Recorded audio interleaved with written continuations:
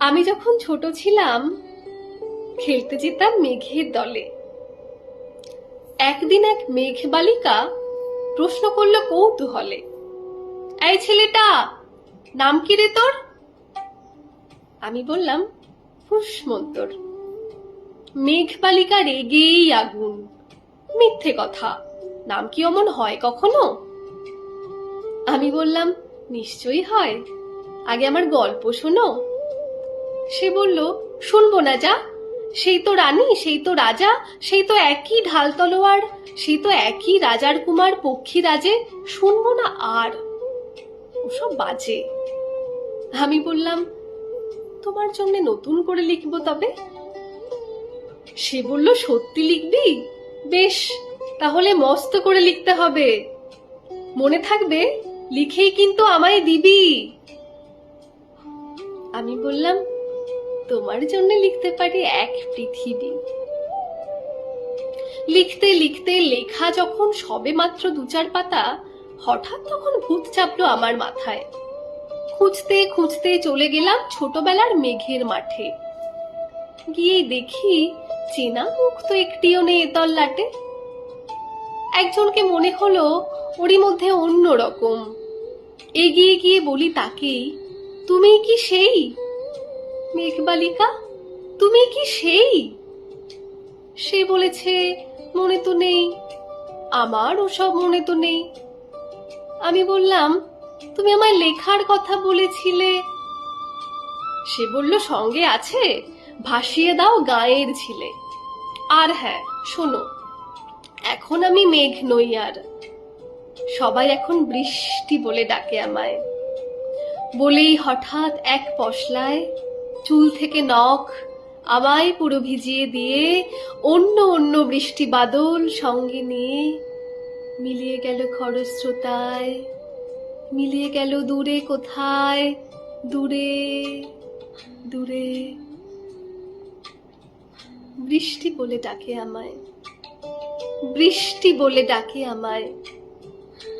আপন মনে বলতে বলতে আমি কেবল বসে রইলাম ভিজে একসা কাপড় জামায় গাছের তলায়। বসে রইলাম বৃষ্টি নাকি মেঘের জন্য।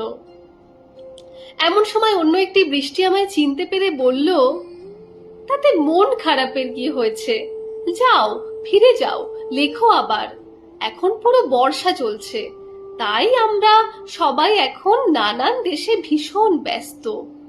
তুমিও যাও, মন দাওকে তোমার কাজে, বর্ষা থেকে ফিরে আমরা নিজেই যাব তোমার কাছে।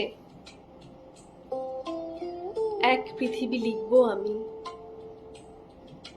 এক পৃথিবী লিখবো বলে ঘর ছেড়ে সেই বেরিয়ে গেলাম, ঘর ছেড়ে সেই ঘর বাঁধলাম গহন বনে। সঙ্গী শুধু কাগজ কলম, একাই থাকবো, একাই দুটো ফুটিয়ে খাবো, ২-১ মুঠো ধুলো বালি যখন যারা আসবে মনে তাদের লিখবো, লিখেই যাব। এক পৃথিবীর ১০০ রকম স্বপ্ন দেখার সাধ্য থাকবে যেরূপ কথার, সেরূপ কথা আমার একার। ঘাড় গুজে দিন লিখতে লিখতে, ঘাড় গুজে রাত লিখতে লিখতে, মুছেছে দিন, মুছেছে রাত। যখন আমার লেখবার হাত অসাড় হলো, মনে পড়ল সাল কি তারিখ, বছর কি মাস, সেসব হিসেব আর ধরিনি। লেখার দিকে তাকিয়ে দেখি, এক পৃথিবী লিখব বলে একটা খাতাও শেষ করিনি।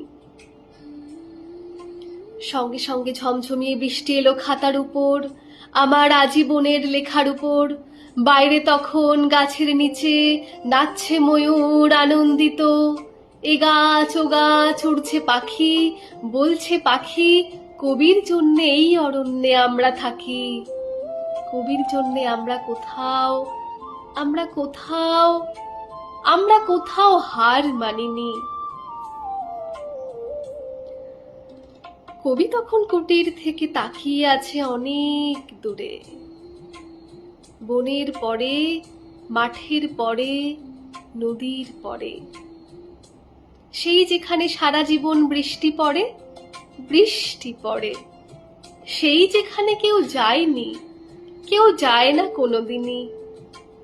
আজ সে কবি দেখতে পাচ্ছে সেই দেশে সেই ঝর্ণা তলায় এদিক ওদিক ছুটে বেড়ায় সোনায় মোড়া মেঘ হরিণী, কিশোর বেলার সেই হরিণী।